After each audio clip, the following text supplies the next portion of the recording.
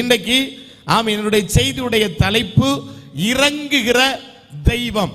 ஆமென். மாறி மாறி கையை பிடிச்சு சொல்லுங்க, நம்முடைய தெய்வம் இறங்குகிற தெய்வம். அதான் என்னுடைய செய்தியுடைய தலைப்பாய் இன்னைக்கு வைக்கும்படியாக விரும்புகிறேன். நாம் ஆராதிக்கிற தெய்வம் நமக்கு இரக்கத்தை வெளிப்படுத்துகிற தெய்வமாய் காணப்படுகிறார். அவர் ஒரு கல்லோ ஒரு மண்ணோ ஏதோ ஒரு விக்கிரகமோ ஏதோ ஒரு மரமோ அல்ல. நம்முடைய தெய்வ தண்டை உண்மையாகவே நாம் உடைக்கப்பட்ட இருதயத்தோடு கூட, ஒரு தகர்க்கப்பட்ட இருதயத்தோடு கூட, ஒரு தகர்ந்து போன சூழ்நிலையில் ஒரு விண்ணப்பத்தோடு அவருடைய சமூகத்தில் நாம் வரும் பொழுது அவர் நமக்கு இரக்கம் செய்கிற தெய்வமாய் காணப்படுகிறார். ஒரு மனுஷனிடத்தில் போய் நம்முடைய கஷ்டத்தை நாம் சொல்லும் பொழுது, நம்முடைய வேதனையை நாம் சொல்லும் பொழுது அவன் நம்மை பார்த்து அங்கலாய்க்கிறான். ஐயோ, இந்த குடும்பம் இவ்வளவு கஷ்டமா இருக்குதே, இந்த பிள்ளைகள் இவ்வளவு நெருக்கப்படுகிறார்களே, இவர்களுக்காக ஒரு உதவி செய்யணும். சிலர் ஆமீன் ஜெபத்திற்கு வருவாங்க. ஆமீன் வரும் பொழுது சொல்லுவாங்க, பாஸ்டர் இந்த கஷ்டப்படுகிறோம், இந்த நெருக்கம் அனுபவிக்கிறோம், இந்த வேதனை அனுபவிக்கிறோம், எங்களுக்காக ஜெபம் பண்ணுங்கள் அப்படி என்று சொல்லும் பொழுது ஆமீன் எங்களுக்கே அவர்கள் மேல் ஒரு இரக்கம் தோன்றுகிறது. ஐயோ, இவர்கள் இவ்வளவு பாடுபடுகிறார்களே, இவ்வளவு கஷ்டப்படுகிறார்களே என்கிறதான ஒரு இறங்குகிற மனத்தன்மை. அப்ப இந்த குடும்பத்திற்காக ஜெபிக்கணும், இந்த பிள்ளைகளுக்காக ஜெபிக்க வேண்டும் என்கிறதான ஒரு தன்மை எங்களுக்குள்ளே கடந்து வருகிறது. நான் அதை பார்க்கிலும் நம்முடைய தெய்வம் பெரிய தெய்வமாய் காணப்படுகிறார். அதை பார்க்கிலும் இயேசு வல்லவராய் காணப்படுகிறார். அவர் கடின இருதயம் உள்ள தெய்வம் அல்ல. அவர் நம்முடைய பிரச்சனைகளையும் நம்முடைய நெருக்கத்தையும் நம்முடைய உபத்திரவத்தையும் நம்முடைய கஷ்டங்களையும் பார்த்து கொண்டிருக்கிற கொடூரமான ஒரு தெய்வத்தை நாம் ஆராதிக்கவில்லை. கொடூரமான ஒரு தெய்வத்தை நாம் சேவிக்கவில்லை. நம்முடைய பிரச்சனையின் மத்தியிலையும் நம்முடைய நெருக்கத்தின் மத்தியிலையும் நம்முடைய துன்பத்தின் மத்தியிலையும் நம்முடைய வேதனையின் மத்தியிலையும் நமக்காக இறங்குகிற இரக்கத்தை வெளிப்படுத்துகிற ஒரு தெய்வத்தை ஆராதித்துக் கொண்டிருக்கிறோம். அவர் நமக்காக இரக்கத்தை கட்டளையிட போகிறார். நம்புகிற பிள்ளைகள் மாத்திரம் 2 நிமிடம் கர்த்தரை நல்ல மகிமைப்படுத்துங்க. ஏதோ ஒரு கொடூரமான தெய்வத்தை ஆராதிக்கல, தேடல்ல, நம்மேல் இறங்குகிற தெய்வத்தை நாம் ஆராதித்துக் கொண்டிருக்கிறோம். நம்புகிற பிள்ளைகள் நல்ல கர்த்தரை மகிமைப்படுத்துங்க. பார்க்கலாம், நம்முடைய தெய்வம் நமக்காய் இரக்கத்தை வெளிப்படுத்துகிற தெய்வமாய், இறங்குகிற தெய்வமாய் காணப்படுகிறார். இறங்குகிற தெய்வமாய் காணப்படுகிறார். ஆமென். கையை பிடிச்சு சொல்லுங்க, ஒரு கொடூரமான தெய்வத்தை தேடி வரல, இரக்கமுள்ள தெய்வத்தை தேடி வந்திருக்கிறோம். கையை பிடிச்சு சொல்லுங்க, எந்த பிரச்சனையா இருந்தாலும் ஏசு இறங்குவா. ஆமே. நம்புறீங்களா? நீங்க எத்தனை பேர் நம்புறீங்க? நான் நம்புகிறேன். நம்முடைய தெய்வம் இரக்கத்தை வெளிப்படுத்துகிற தெய்வம். அப்படியானால் எந்தெந்த காரியத்தில் அவர் இரக்கத்தை வெளிப்படுத்துகிறார்? நேரம் அனுமதித்தால் ஒரு 5 காரியத்தை உங்களோடு கூட பேசும்படியாக விரும்புகிறேன். எந்தெந்த காரியத்தில் ஆண்டவர் இரக்கத்தை வெளிப்படுத்துகிறார்? முதலாவது வாசிக்கலாம். 123வது சங்கீதம் 3வது வசனத்தை வாசிக்கலாம். சங்கீதம் 123:3. எங்களுக்கு இறங்கும் கர்த்தாவே, எங்களுக்கு இறங்கும், நிந்தனையினால் மிகவும் நிறைந்திருக்கிறேன். ஸ்தோத்திரம். கவனிப்போம்.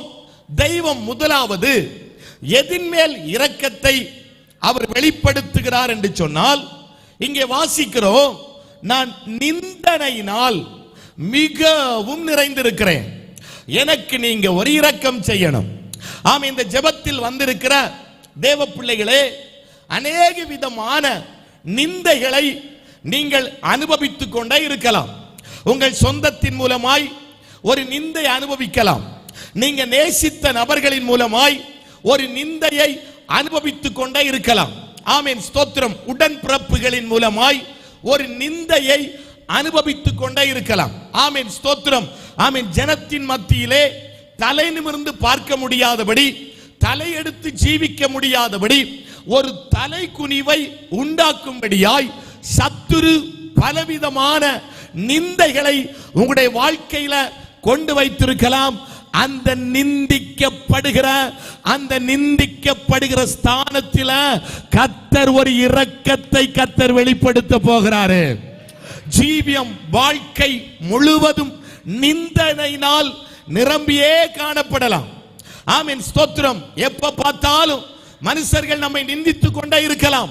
நம்மை நேசித்தவர்கள் நம்மை நிந்தித்துக் கொண்டே இருக்கலாம். ஏதோ ஒரு நிந்தையை தேவ பிள்ளைகள் அனுபவித்துக் கொண்டே இருக்கலாம். அந்த நிந்தை அனுபவிக்கப்படுகிற அந்த ஸ்தானத்திலே கர்த்தர் தம்முடைய இரக்கத்தை கர்த்தர் வெளிப்படுத்த போகிறாரு. ஆமென். நம்பினா கர்த்தரை நல்ல மகிமைப்படுத்தணும். வாழ்க்கையில் பலவிதமான நிந்தனைகள், குடும்பங்கள் மேன்மை அடைய முடியல, குடும்பங்கள் தேசத்தில் நல்லா வாழ முடியல, ஏதோ ஒரு நிந்தைய தேவ பிள்ளைகள் சகித்துக் கொண்டே இருக்கிறீர்கள். அந்த நிந்தனையின் வழியாய் நீங்கள் கடந்து போய் கொண்டே இருக்கிறீர்கள். அந்த நிந்திக்கப்படுகிற, அவமானப்படுத்தப்படுகிற, கேவலப்படுத்தப்படுகிற, பரிகாசம் பண்ணப்படுகிற அந்த ஸ்தானத்தில் கர்த்தர் இன்றைக்கு ஒரு இரக்கத்தை கர்த்தர் வெளிப்படுத்த போகிறாரு. உடாபா காபா ராகாதாலா ரகதாலா சந்தல கடகதுரியா. கர்த்தர் இந்த வார்த்தை இன்றைக்கு தெளிவாய் கர்த்தர் சொன்னார். இந்த வார்த்தை ஆண்டவர் தெளிவாய் கர்த்தர் கொடுத்தார். அநேக பிள்ளைகள் குடும்பத்தில் புருஷன் மூலமாய், ஆமென், சொந்தங்களின் மூலமாய் நிந்தை அனுபவித்து குடும்பத்தில் தலை நிமிர்ந்து வாழ முடியாதபடி ஒரு வெட்கப்பட்ட நிலவரத்தில், ஒரு பரிகாசம் பண்ணப்பட்ட நிலவரத்தில் தலை குனிந்து கொண்டே வாழ்ந்து கொண்டிருக்கிறீர்கள். அந்த நிந்திக்கப்படுகிற ஸ்தானத்தில் கர்த்தருடைய தலையை உயர்த்த போகிறார். அவமானப்படுத்தப்படுகிற ஸ்தானத்தில் கர்த்தருடைய தலையை கர்த்தர் மேன்மைப்படுத்த போகிறார். எந்த இடத்தில் நிந்தையை அனுபவிக்கிறாயோ தேவ பிள்ளையே, அந்த இடத்தில் உன் நிந்தையை மாற்றும்படியாய் கர்த்தர் தம்முடைய இரக்கத்தை கர்த்தர் வெளிப்படுத்துகிறார். உடாபா காரா காதாலா காதாலா உடாபா ரகாதாலா ரகாதாலா. ஆமென், ஆமென். ஒரு அல்லேலூயா சொல்லுங்க பார்க்கலாம். 1 தீமோத்தேயுவின் புஸ்தகம் 3வது அதிகாரம் 7வது வசனத்திலையும் படிக்கும் பொழுது 1 தீமோத்தேயு 3:7 படிங்க. ஸ்தோத்திரம். அவன் நிந்தனையிலும் பிசாசின் கண்ணியிலும், நிந்தனையிலும் பிசாசின் கண்ணியிலையும் விழாதபடிக்கு. அப்ப நிந்தனை பாருங்கள். இன்னும் ஏசாயாவின் புஸ்தகம் 51:7 வாசிக்கும் பொழுது, ஏசாயாவின் புஸ்தகம் 51:7 படிங்க பார்க்கலாம். என் வேதத்தை இருதயத்தில் பதித்திருக்கிற ஜனங்களே, எனக்கு செவி கொடுங்கள். மனுஷருடைய நிந்தனைக்கு பயப்படாமலும். அப்ப மனுஷனுடைய நிந்தனைக்கு தேவ பிள்ளைகள் என்ன செய்யக்கூடாது? பயப்படக்கூடாது. கையை பிடிச்சு சொல்லுங்க பார்க்கலாம். மனுஷ நிந்தைக்கு ஒரு நாள் நம்ம என்ன செய்யக்கூடாது? பயப்படவே கூடாது. அல்லேலூயா. வேதம் எங்க இருக்குது? நம்முடைய இருதயத்தில் நம்ம பதித்து வைத்திருக்கிறோம். ஆமென், ஸ்தோத்திரம். உலகத்தில் சொல்லுவாங்க, காய்க்கிற மரத்துக்கு தான் நிறைய என்ன செய்யும்? கல்லளி விழுந்துட்டே இருக்கும். ஆமே, அது எரிப்படுதுன்னு சொல்லிட்டு அது என்ன செய்யாது? கனி கொடுக்காமல் இருக்காது. அது எரி பட பட இன்னும் கனியை கொடுத்து கொண்டே தான் இருக்கிறது. இன்னும் நல்ல நிழலை கொடுத்து கொண்டே தான் இருக்கிறது. ஐயோ, என்னை எரியுறாங்க, என்னை எரியுறாங்க, இனி நான் காய்க்காமல் இருக்க கூடாது என்று சொல்லி அது காய்க்காமல் இருக்கல. அது எவ்வளவு தூரம் எரிப்படுதோ அவ்வளவு தூரம் அந்த மரம் காய்த்து கொண்டே இருக்கிறது, கனி கொடுத்து கொண்டே தான் இருக்கிறது. ஆமென். வழியில போகிறான், ஒரு பையன் பார்க்கிறான், நல்ல பழம் நிக்குது, எரியுறான். ஆமே. இன்னொரு நபர் வர்றாங்க, பார்க்கறாங்க, நல்ல பழம் நிக்குது, எரியுறாங்க. அடுத்த ஆள் வர்றான், பார்க்கிறான், அதை எரியுறான். அப்ப ஒவ்வொரு நாளும் அந்த மரத்திற்கு என்ன விழுந்து கொண்டிருக்கிறது? ஏறி விழுந்து கொண்டே தான் இருக்குது, அது காயப்பட்டு கொண்டே தான் இருக்குது. ஆனால் கனி கொடுக்காமல் இருக்கவே இல்லை. அது தன்னுடைய கனியை கொடுக்கிறது. மனுஷர்களுக்கு மறைவிடமாய் ஆமென் வெயிலுக்கு ஒதுங்கத்தக்கதாக அது நிழலை கொடுத்து கொண்டே தான் இருக்கிறது. அப்ப மனுஷர்கள் மூலமாய் வருகிற நிந்தனைக்கு ஒரு நாளும் தேவ பிள்ளைகள் பயப்படவே கூடாது. ஏனென்று சொன்னால் அந்த நிந்திக்கப்படுகிற ஸ்தானத்தில் உதவி செய்ய இறங்கி வருகிறவர், நமக்கு அற்புதம் செய்ய இறங்கி வருகிறவர், நாம் ஆராதிக்கிற ஜீவனுள்ள தெய்வமாய் காணப்படுகிறார். எத்தனை நிந்தனை வந்தாலும், எத்தனை அவமானம் வந்தாலும் தேவ பிள்ளை பயப்படவே கூடாது. அந்த நிந்தனையிலிருந்து இரக்கத்தை வெளிப்படுத்துகிறவர் நாம் ஆராதிக்கிற ஜீவனுள்ள தெய்வம். ஷாபாலா கராபாலா கத்துரபாலா உடாபாலா கத்துரபா கத்திரபா கரபௌரி அந்தல் கடகதரா உடாமனை சந்தலாதராதியா. ஆமா, கையை பிடிச்சு சொல்லுங்க. பல விதத்தில் பேசுவாங்க, பல விதத்தில் சொல்லுவாங்க, எப்படியெல்லாமோ பேசுவாங்க. ஆனா தேவ பிள்ளை பயப்படக்கூடாது. அல்லேலூயா. என்ன வந்தாலும் தேவ பிள்ளை என்ன செய்யக்கூடாது? கர்த்தருடைய வேதத்தை இருதயத்தில் வைத்திருக்கிற தேவ பிள்ளையே, மனுஷனுடைய நிந்தைக்கு ஒரு நாளும் பயப்படக்கூடாது. அந்த நிந்தையை மாற்றுகிறவர், அந்த அவமானத்தை மாற்றுகிறவர், அந்த கேவலத்தை மாற்றுகிறவர், அந்த பட்ட பெயரை மாற்றுகிறவர் அவர் நம்மோடு கூட காணப்படுகிறாரு. ஆமென். நம்புறீங்களா? நீங்க நிறைய நிந்தைய அனுபவித்துக் கொண்டே இருக்கலாம். நெகேமியாவின் புஸ்தகம் 1வது அதிகாரம் 3வது வசனத்துல நீங்க படிச்சீங்கன்னா, சிறையிருப்பில் மீண்டவர்கள் அந்த தேசத்திலே மகா தீங்கையும் நிந்தையும் அனுபவித்துக் கொண்டிருக்கிறார்கள். அந்த வார்த்தை கவனிங்க. அப்போ ஒரு தேவனுடைய பிள்ளை எதை அனுபவித்துக் கொண்டிருக்கிறார்கள்? நிந்தை அனுபவித்துக் கொண்டிருக்கிறார்கள், பரிகாசத்தை அனுபவித்துக் கொண்டிருக்கிறார்கள், தீமையை அனுபவித்துக் கொண்டிருக்கிறார்கள். இன்றைக்கு பகல்ல கர்த்தர் உங்களோடு கூட கர்த்தர் பேசுகிறார். அந்த நிந்தை மாறப்போகிறது, அந்த பரிகாசம் மாறப்போகிறது, அந்த கேவலம் மாறப்போகிறது, அந்த தலைகுனிவு மாறப்போகிறது. நீ நிந்தை அனுபவிக்கிற நபர்தான், நீ நிந்திக்கப்படுகிற நபர்தான், நீ கேவலப்படுத்தப்படுகிற நபர்தான். கர்த்தர் உன் கேவலத்தை, கர்த்தர் உன் பரிகாசத்தை ஆண்டவர் மாற்ற போகிறாரு. ஹல்லேலூயா. எத்தனை பேர் நம்புறீங்க? விபச்சாரத்தில் கண்டுபிடிக்கப்பட்ட ஸ்திரிய ஆமென் வேதபாரகரும் பரிசேயரும் இயேசுவிடத்தில் கொண்டு வருகிறார்கள். இவள் தீமை செய்தவள், இவள் தப்பு செய்தவள், ஆமென், அவள் மேல் குற்றம் சாட்டி கொண்டே இருக்கிறார்கள். ஆமென், குற்றம் சுமத்தி கொண்டே இருக்கிறார். அவளுடைய வாழ்க்கை நிந்தையும் கேவலமும் நிறைந்து காணப்படுகிறது. எல்லாரும் அவளை குற்றம் சாட்டும் பொழுது அந்த ஸ்திரீயின் வாழ்க்கையில இருந்த அந்த நிந்தைய, அந்த அவமானத்தை, அந்த கேவலத்தை கர்த்தர் அவளை விட்டு முற்றிலுமாய் மாற்றி போட்டார். இனி பாவம் செய்யாதே, இனி பாவம் செய்யாதே. அப்படியானால் நாம் ஆராதிக்கிற இயேசு நம்முடைய ஜீவியத்தில் வந்திருக்கிற அத்தனை நிந்தைகளையும் அவர் மாற்ற போகிறார். இதை நம்பினா கையை தட்டி, எங்க தலை நிமிர முடியலையோ, எங்க தலை எடுக்க முடியலையோ, எங்க கேவலமோ, எங்க பரிகாசமோ, சொந்தங்கள் நேசித்தவர்கள் பரிகாசம் பண்றாங்களோ, அந்த இடத்தில் கர்த்தருடைய நிந்தையை மாற்ற போகிறாரு. நல்ல நம்பினா கையை தட்டி 2 நிமிடம் அப்பாவை நல்ல மைமைப்படுத்துங்க பார்க்கலாம். ஊடாபா சந்தர கடகதரகடகடகதுரியா.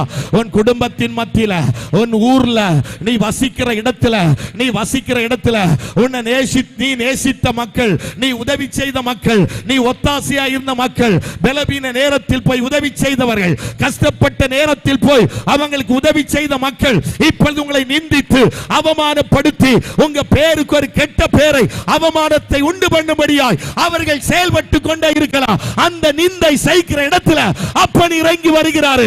உன் நிந்தை ஆண்டவர் மாற்ற போகிறாரு. உடபா கபோரி அம்தல் கடகதரா உடபல சந்தல கடகதுரியா உடமன கடகதுரியா. உங்க மேல வைக்கப்பட்ட தீர்ப்புகள் சில மாற்றி எழுதப்படுகிறது. உங்கள் மேல் வைக்கப்பட்ட சில தீர்ப்புகள் மாற்றி எழுதப்படுகிறது, மாற்றி எழுதப்படுகிறது. கர்த்தருடைய ஆவியான இந்த பலிபீடத்தில் இருந்து தீர்க்க தரிசனமாய் இன்றைக்கு கர்த்தர் இடைபடுகிறார். உங்கள் மேல் வைக்கப்பட்ட சில முத்திரைகள் உடைக்கப்படுகிறது. உங்கள் மேல் எழுதப்பட்ட சில வார்த்தைகள் உடைந்து போகிறது. கர்த்தர் உன் ஜீவியத்தில் ஒரு பெரிய வித்தியாசத்தை, ஒரு பெரிய மாற்றத்தை கர்த்தர் உண்டு பண்ணுகிறார்.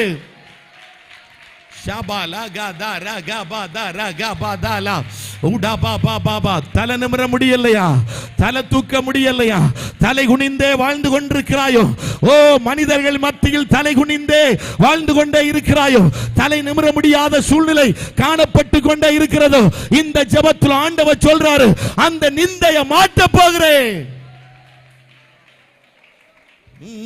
நம்புகிற பிள்ளைகள் கையை உயர்த்தி, நிந்தையும் அவமானமும் சகித்து கொண்டு செட்டை நிழலிலே வந்து நிற்கிறோம்.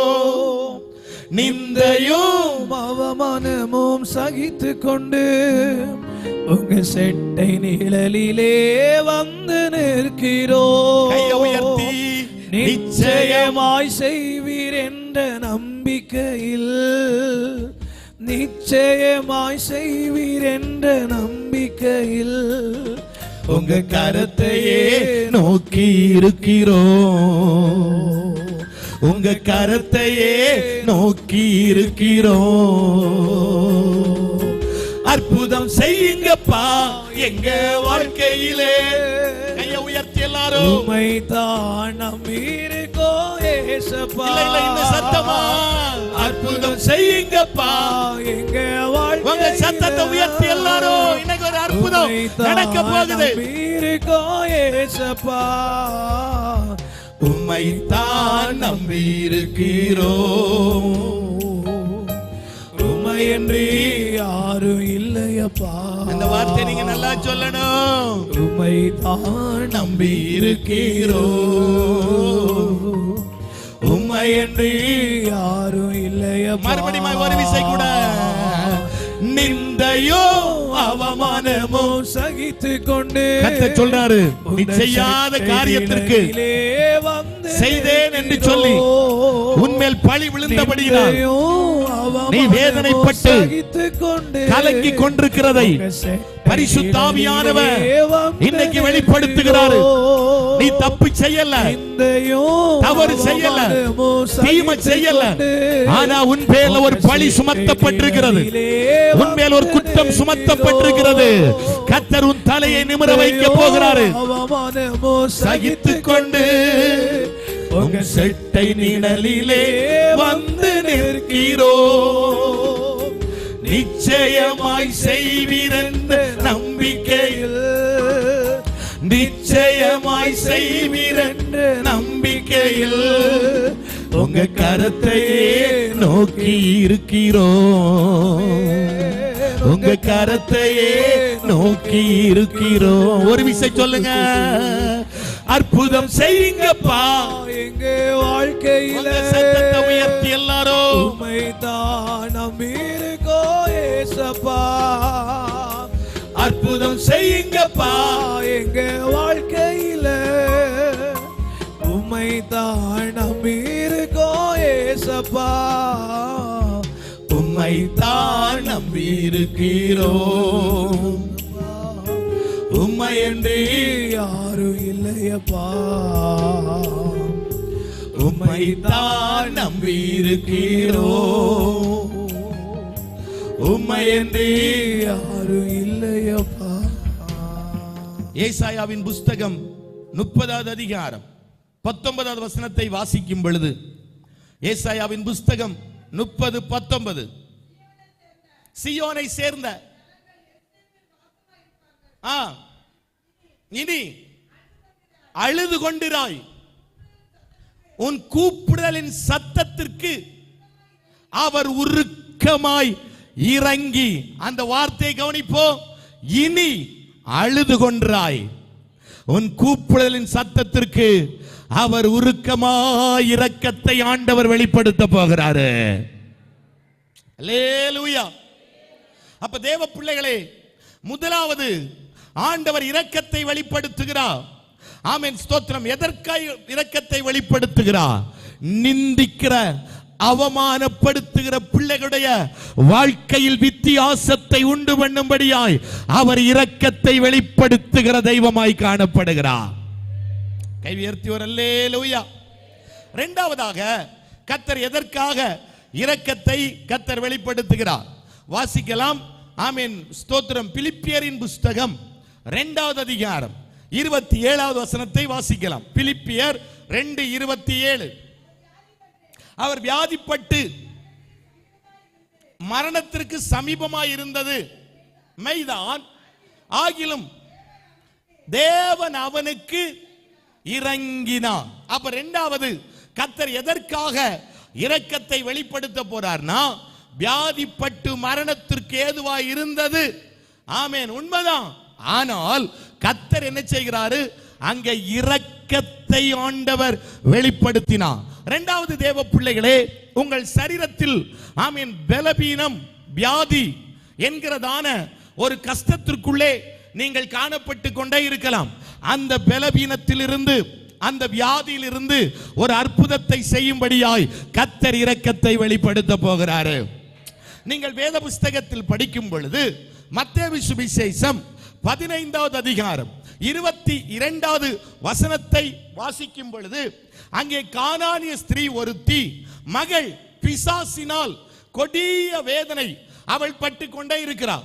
அவளுக்கு ஒரு அற்புதம் செய்யும்படியாக இப்பொழுது தேவத்துடைய பாதத்தில் வருகிறாள். வாசிக்கலாம். மத்தேயு 15:22. கானானிய ஸ்திரீ அவரிடத்தில் வந்து, ஆண்டவரே எனக்கு இறங்கும், என் மகள் பிசாசினால். ஒரு அல்லேலியா சொல்லுங்க பார்க்கலாம். அங்கே ஒரு கானானிய ஸ்திரீ ஆண்டவர்ட்ட வந்து கேட்கிறா, எனக்கு இறங்குங்க. ஆமென், மகள் ஆமென் ஸ்தோத்திரம் பிசாசினால் கொடிய வேதனைப்படுகிறார். நீங்க படிச்சீங்கன்னா கீழே படிக்கும் பொழுது, அந்த கானானிய ஸ்திரீக்கு ஆண்டவர் இறங்கி அந்த பிசாசினால் பாதிக்கப்பட்டிருந்த அந்த பிள்ளைக்கு ஆண்டவர் ஒரு அற்புதத்தை ஆண்டவர் செய்கிறாரு. அப்ப கானானிய ஸ்திரீனுடைய மகளுக்கு இரக்கத்தை வெளிப்படுத்தின தெய்வம். உங்க பிள்ளைகள் ஆமென் ஸ்தோத்திரம் பிசாசினால் பாதிக்கப்படலாம். அந்த பிசாசினால் பாதிக்கப்பட்ட நிமித்தம் ஒரு வியாதியை பிள்ளைகள் சுமந்து கொண்டிருக்கலாம். ஒரு பலவீனத்தை சரீரத்தில் அனுபவித்துக் கொண்டே இருக்கலாம். கர்த்தர் இறங்கி ஒரு அற்புதத்தை ஆண்டவர் வெளிப்படுத்த போகிறாரு. அது எந்த பலவீனமா இருந்தாலும் சரிதான், அது எந்த பிசாசின் போராட்டமா இருந்தாலும் சரிதான், எந்த சாத்தானின் தாக்குதலா இருந்தாலும் சரிதான், கர்த்தருடைய இரக்கம் வெளிப்படும் பொழுது ஒரு பலவீனம் நிற்க முடியாது, ஒரு பிசாசின் போராட்டம் நிற்க முடியாது. கானானிய ஸ்திரீயின் மகளுக்கு இறங்கின அதே தெய்வம் இரக்கத்தை வெளிப்படுத்தி ஒரு அற்புதத்தை ஆண்டவர் செய்ய போகிறாரு. அல்லேலூயா. அது மட்டுமல்ல, மத்தேயு சுவிசேஷம் 17வது அதிகாரம் 15வது வசனத்தை நீங்க படிக்கும் பொழுது, ஒரு மனுஷன் ஆமென் ஸ்தோத்திரம் தன்னுடைய மகனுக்காக இப்ப இயேசுவிடத்தில் வந்து கேட்கிறார். படிக்கலாம். மத்தேயு 17:15. என் மகனுக்கு இறங்கும், சந்திர ரோகியால் கொடிய வேதனை. அப்ப கவனிக்கணும், முதலாவது கானானிய ஸ்திரீ மகளுக்காய் வருகிறாள். இங்கே ஒரு மனுஷன் தன்னுடைய மகனுக்காக இயேசுவிடத்தில் வந்து கேட்கிறான், என் மகனுக்கு இறங்கணும், சந்திர ரோகியினால் அவன் கொடிய வேதனைப்படுகிறான். பாருங்க, மகனுக்கும் ஆண்டவர் இரக்கத்தை வெளிப்படுத்தினார், மகளுக்கும் ஆண்டவர் இரக்கத்தை வெளிப்படுத்தினார். ஆமென் ஸ்தோத்திரம். ரெண்டு பேருக்கும் ஆமென் இரக்கத்தை வெளிப்படுத்தி அங்கே ஒரு அற்புதத்தை ஆண்டவர் செய்கிறார். அது மட்டுமல்ல, மத்தேயு சுவிசேஷம் 20வது அதிகாரம் 30வது வசனத்திலிருந்து நீங்க படிக்கும் பொழுது, அங்கே வழி அருகே உட்கார்ந்திருந்ததான 2 குருடர்களை குறித்து சொல்லப்பட்டிருக்கிறது. இப்ப அவர்கள் கூப்பிடுகிறார்கள், வாசிக்கலாம். 2 குருடர் கேள்விப்பட்டு, ஆண்டவரே தாவீதின் குமாரனே எங்களுக்கு இறங்கும் என்று கூப்பிட்டான். அப்ப கவனிங்க, அவங்க சத்தமா கூப்பிடுறாங்க, எங்களுக்கு என்ன செய்யணும், நீர் இறங்கணும். 2 குருடர்கள் கூப்பிட்டார்கள், எங்களுக்கு இறங்கணும். அந்த 2 குருடர்களுக்கும் ஆண்டவர் அற்புதம் செய்கிறாரு. நம்முடைய தெய்வம் எவ்வளவு நல்ல தெய்வம் இல்ல? எங்கெல்லாம் மனுஷர்கள் ஆண்டவரை பார்த்து இறங்க அப்படின்னு கூப்பிட்டாங்களோ, அந்த கூப்பிட்ட இடத்துல எல்லாம் ஆண்டவர் இறங்கி வந்த ஆண்டவர் அற்புதம் செய்கிறாரு. இவர்கள் 2 பேரும் சத்தமா கூப்பிடும் பொழுது மனிதர்கள் சத்தம் போடாத அப்படின்னு சொல்றாங்க. ஆனால் இவர்கள் கேட்கல. அவங்களுக்கு ஒண்ணு தெரியும், இரக்கத்தை வெளிப்படுத்துகிற தெய்வம் இங்கே உண்டு, எங்களுக்கு அற்புதம் செய்கிற தெய்வம் இங்கே உண்டு, எங்களுக்கு பார்வை கொடுக்கிற இயேசு இங்கே வருகிறாரு. இவரால் மட்டும்தான் எங்களை தொட முடியும், இவரால் மட்டும்தான் எங்களுக்கு ஒரு அற்புதம் செய்ய முடியும். மனுஷனால் ஒன்றும் எங்களுக்கு செய்ய முடியாது, மருத்துவத்தினால் ஒன்றும் செய்ய முடியாது. விடுதலை கொடுக்கிறவர் இங்கே வருகிறார். அவரை நோக்கி கூப்பிட்ட பொழுது அந்த இரக்கமுள்ள தெய்வம் அந்த 2 பேருக்கும் அற்புதம் செய்தது போல இன்றைக்கு பகல் நேரத்தில், ஆண்டவரே எனக்கு இறங்க மாட்டீரோ, என் பிள்ளைக்கு இறங்க மாட்டீரோ, எங்கள் தேசத்திற்கு இறங்க மாட்டீரோ, எங்க வீட்டுக்கு இறங்க மாட்டீரோ, ஒரு நன்மை செய்ய மாட்டீரோ என்று சொல்லி இயேசுவை பார்த்து கூப்பிடுகிற அத்தனை பேருக்கும் இரக்கத்தை அவர் வெளிப்படுத்த போகிறாரு. ஹல்லேலூயா. மாறி மாறி கையை பிடிச்சவங்க நல்லா கூப்பிடணும். என்ன மனுஷன் சொல்லும் கூப்பிடப்படாதுன்னு, மனுஷன் சொல்லும் சத்தம் போடப்படாதுன்னு, நான் சொல்றேன் நல்ல சத்தம் போடணும். நம்மளை பார்த்தா நிறைய பேர் கேள்வி கேட்போம், இந்த பெந்தேகோஸ்காரங்க இப்படியெல்லாம் என்னத்துக்கு கிடந்து சத்தம் போடுறாங்க? ஆமே, சும்மா டீசென்ட் ஆராதிச்சா போதுமே. அல்லேலியா சொல்லுங்க பார்க்கலாம். இவங்க அதிகமா என்ன செய்தாங்களாம், இவங்க இன்னும் சத்தம் உயர்த்தி என்ன செய்தாங்க, எல்லாரும் கூப்பிடாத கூப்பிடாத அப்படின்னு சொல்லும் பொழுது அவங்கள பார்க்கல. இவங்க என்ன செய்தாங்க, அவங்களுக்கு ஒன்று தெரியும், சுகம் கொடுக்கிறவர் இயேசு, அற்புதம் செய்கிறவர் இயேசு, என் பிரச்சனையை மாற்றுகிறவர் இயேசு, என் குருடை மாற்றுகிறவர் இயேசு, எனக்கு பார்வை தருகிறவர் இயேசு. அந்த இயேசுவை நான் கூப்பிடுவேன், இதை விடவும் சத்தமா கூப்பிடுவேன், இதை விடவும் சத்தமா கூப்பிடுவேன். ஏன்னா எனக்கு அற்புதம் செய்கிறவர் இயேசு. அவரை நோக்கி கூப்பிடும் பொழுது தேவ பிள்ளை உங்களுக்கு ஒரு அற்புதத்தை செய்ய போகிறாரு. அல்லேலூயா சொல்லுங்க, கையை பிடிச்சு சொல்லுங்க. மனுஷன் என்ன சொன்னாலும் பார்க்கப்படாதுன்னா தெய்வத்தை நல்லா கூப்பிடணும். அல்லேலூயா. சில டீசென்ட் அப்படி எல்லாம் பார்க்கறாங்க, அது ஒன்றும் பார்க்கப்படாது. இயேசுவை கூப்பிடுவதற்கு எவ்வளவு சத்தமா கூப்பிடணுமோ, அவர் இரக்கம் செய்கிறது வரை அவரை நாம் விடவே கூடாது. உங்க வீட்டில் ஒரு அற்புதம் நடக்கிறது வரை அவரை விடவே கூடாது. உங்க பிள்ளைக்கு ஒரு சுகம் நடக்கிறது வரை அவரை விடவே கூடாது. அந்த இரக்கமுள்ள தெய்வத்தை நீங்க நோக்கி கூப்பிடுவீங்கன்னா அவர் உங்களுக்கு சீக்கிரத்தில் அற்புதம் செய்ய போகிறாரு.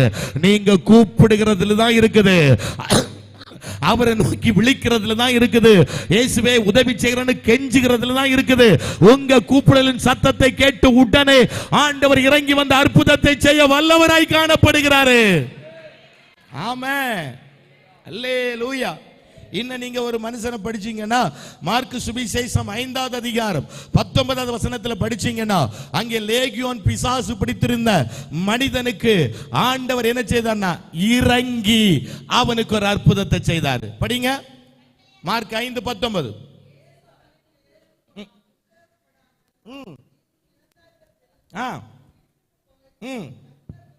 கர்த்தர் உனக்கு இறங்கி. அப்ப அந்த பிசாசு பிடித்திருந்த மனிதன் மேல கர்த்தருடைய இரக்கம் என்ன செய்தது?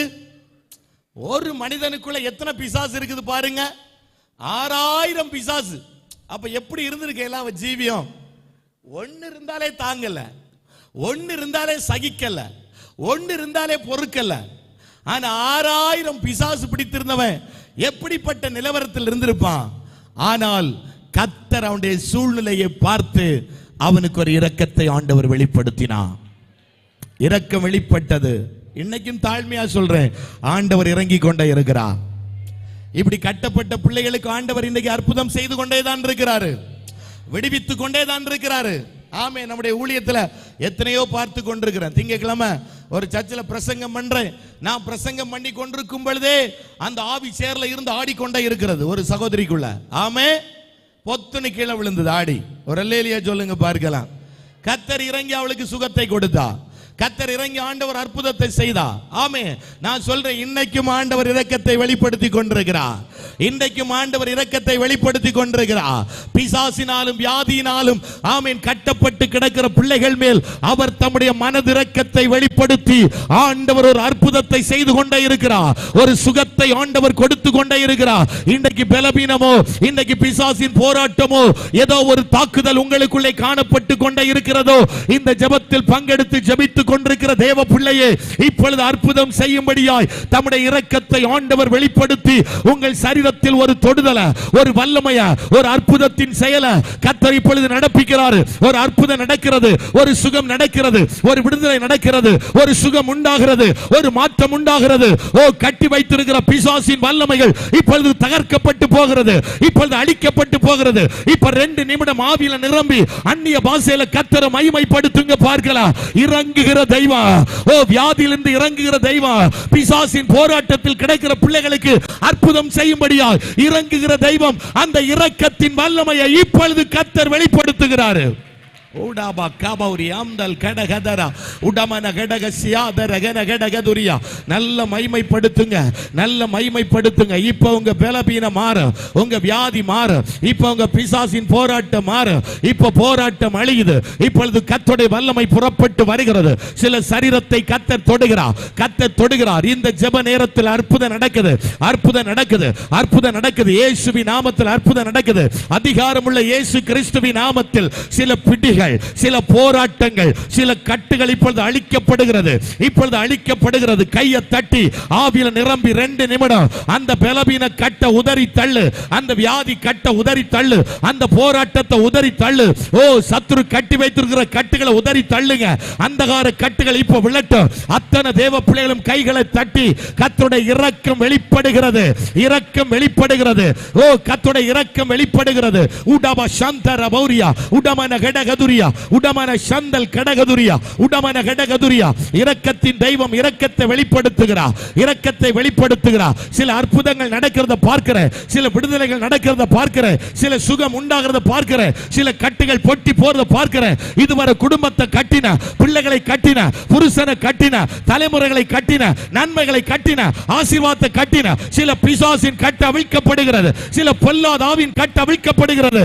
இப்ப 2 நிமிடம் ஆவியில நல்ல நிரம்பி இறங்குகிற தெய்வம் இரக்கத்தை வெளிப்படுத்துகிறார். ராகா பாபா. கை கட்டு, கால் கட்டு, நெஞ்சு கட்டு, வயர் கட்டு. ஆமே, ஹalleluya, ஆமென், ஸ்தோத்திரம், ஸ்தோத்திரம். எல்லா யூட்ரஸ்ல இருக்கிற பிரச்சனைகள், கிட்னிக்குள்ள கிடக்கிற கட்டுகள் எல்லாம் இப்ப இயேசுவின் நாமத்தில் இப்ப உடைந்து போகுது, இப்ப உடைந்து போகுது, இப்ப உடைந்து போகுது. தெய்வத்துடைய வல்லமை அளவில்லாமல் வெளிப்படுகிறது, கர்த்தருடைய வல்லமை அளவில்லாமல் வெளிப்படுகிறது. உன் சரத்தில் ஒரு வித்தியாசத்தை, ஒரு விடுதலையை கர்த்தர் கொடுக்கிறார். இரக்கமுள்ள தேவன் இறங்கி வந்திருக்கிறார். பல நாட்களாய் உன்னோடு போராடின அந்த போராட்டம், அந்த பலவீனம், அந்த வியாதி, அந்த இப்ப தகர்க்கப்படுகிறது, இப்ப தகர்க்கப்படுகிறது. அந்த கட்டு தகர்க்கப்படுகிறது, அந்த பலவீனம் தகர்க்கப்படுகிறது, அந்த வியாதி தகர்க்கப்படுகிறது, அந்த பொல்லாத ஆவி தகர்க்கப்படுகிறது. இதை நம்புகிற பிள்ளைகள் மாத்திரம் கையை தட்டி நல்ல வாயை திறந்து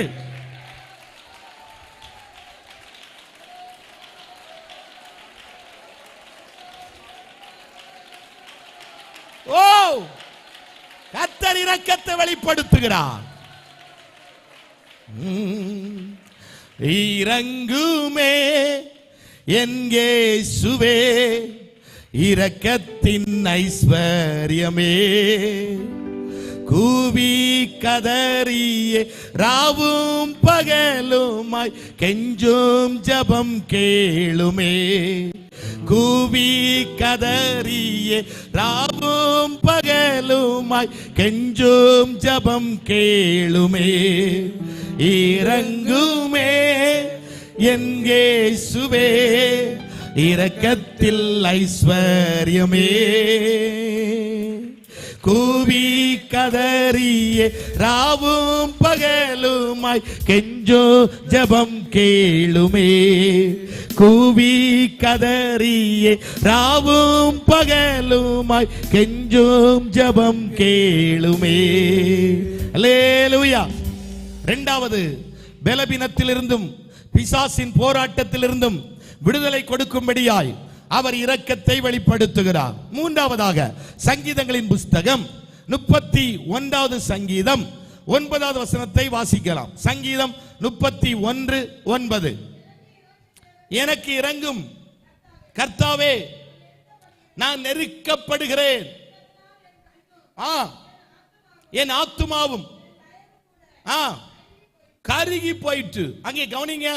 ஆமென். மூன்றாவதாக, கர்த்தர் எதிலே இரக்கத்தை வெளிப்படுத்துகிறார்னா, நெருக்கப்படுகிற ஸ்தானத்தில் கர்த்தர் தம்முடைய இரக்கத்தை வெளிப்படுத்துகிறார்.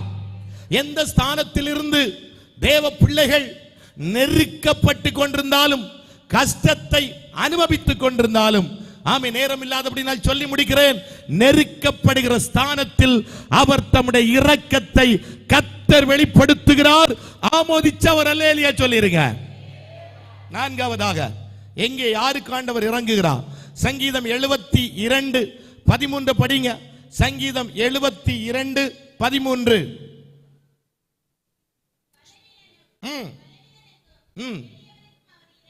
எளியவனுக்கும் அவர் இறங்கி. அப்ப எளியவனுக்கும் ஆண்டவர் என்ன செய்கிறார்? இரக்கத்தை வெளிப்படுத்துகிறார். நம்முடைய தெய்வம் பட்சபாதம் உள்ள தெய்வம் அல்ல. ஒருவருக்கு இறங்கி ஒருவருக்கு இறங்காமல் இருக்கிற தெய்வம் அல்ல. அவர் எளியவனுக்கும் தம்முடைய இரக்கத்தை வெளிப்படுத்துகிற தெய்வமாய் காணப்படுகிறார். நான்காவதாக, உபாகமத்தின் புஸ்தகம் 30வது அதிகாரம் 3வது வசனத்தை நீங்க ஸ்தோத்திரம் படிச்சா அங்கே சொல்லப்பட்டிருக்கிறது. வாசிக்கலாம். ஐந்தாவது உபாகமம் 33.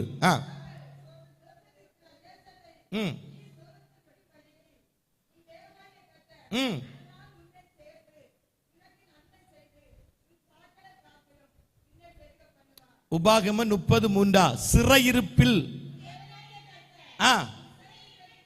உன் சிறையிருப்பை திருப்பி. அப்ப ஐந்தாவது சொல்றேன், ஆண்டவர் எங்க இரக்கத்தை வெளிப்படுத்துறான்னா, சிறையிருப்புக்குள்ள இருந்து கஷ்டப்படுகிற பிள்ளைகளுக்கு ஆண்டவர் இரக்கத்தை கர்த்தர் வெளிப்படுத்துகிறார். ஆமென். 5 காரியங்கள். 1, ஆமென், நிந்தை அனுபவிக்கிற பிள்ளைகளுக்கு இறங்குகிறார். 2வது, வியாதியையும் பிசாசின் போராட்டத்தினால் கஷ்டப்படுகிற பிள்ளைகளுக்கு ஆண்டவர் இறங்குகிறார். ஆமென். 3வது, நெருக்கப்படுகிற பிள்ளைகளுக்கு ஆண்டவர் இரக்கத்தை வெளிப்படுத்துகிறார். 4வது, எளியவர்களுக்கு ஆண்டவர் இரக்கத்தை வெளிப்படுத்துகிறார். 5வது, சிறையிருப்பில் காணப்படுகிற மக்களுக்கு ஆண்டவர் இரக்கத்தை கர்த்தர் வெளிப்படுத்துகிறார். ஆமென். சரி, ஆண்டவர் இறங்கணும்னா என்ன செய்யணும்? ஒரு 5 காரியம். ஆமே, ஸ்தோத்திரம். ஆண்டவர் இறங்கணும்னா என்ன செய்யணும்? ஆமே, சொல்லி முடிச்சிடுறேன். முதலாவது, 2 சாமுவேல் புஸ்தகம் 12வது அதிகாரம் 22வது வசனத்தை படிக்கும் பொழுது, உபவாசித்து ஜெபிக்கும் பொழுது கர்த்தர் இரக்கத்தை வெளிப்படுத்துவார். மாறி மாறி கையை பிடிச்சு சொல்லுங்க பார்க்கலாம். உங்களுக்கு இரக்கம் வேணும்னா, கர்த்தரிடத்திலிருந்து இரக்கத்தை பெற்றுக்கொள்ளணும்னா உபவாசித்து ஜெபம் பண்ணணும். ஆமே. 2வது, 2 நாளாகமத்தின் புஸ்தகம் 33வது அதிகாரம் 13வது 19வது வசனத்தை படிச்சீங்கன்னா கெஞ்சணும். ஆமா, இரக்கம் வெளிப்படணும்னா 2வது செய்ய வேண்டியது, தேவ பிள்ளைகள் தேவ சமூகத்தில் கெஞ்சும் பொழுது கர்த்தர் இரக்கத்தை வெளிப்படுத்துவார். ஆமென். 3வது, சங்கீதம் 4:1, விண்ணப்பம் பண்ணும் பொழுது அந்த விண்ணப்பத்தின்படி கர்த்தர் நமக்கு இரக்கத்தை வெளிப்படுத்துவார். ஆமென். 4வது, சங்கீதம் 51:1, அவர் கிருபையின்படி கர்த்தர் நமக்கு இறங்குவார். 5வது, நாம் கண்ணீர் சிந்தும் பொழுது, நாம் கண்ணீர் வடிக்கும் பொழுது ஆண்டவர் நமக்காய் இரக்கத்தை வெளிப்படுத்துகிற தெய்வமாய் காணப்படுகிறார். மாறி மாறி கையை பிடிச்சு சொல்லுங்க. இந்த 5 காரியமும் நமக்குள்ள இருக்குமானால் கர்த்தர் சீக்கிரத்தில் நமக்கு இரக்கத்தை வெளிப்படுத்துவார். முதலாவது என்ன செய்யணும்? சத்தமா சொல்லுங்க. உபவாசித்து ஜெபம் பண்ணும் பொழுது இரக்கம் வெளிப்படும். இரண்டாவது, தேவனை நோக்கி கெஞ்சும் பொழுது இரக்கம் வெளிப்படும். மூன்றாவது, அவரை நோக்கி விண்ணப்பம் பண்ணும் பொழுது இரக்கம் வெளிப்படும். நான்காவது, கிருப, அந்த கிருப உள்ள இடத்துல ஆண்டோட இரக்கம் வெளிப்படும்.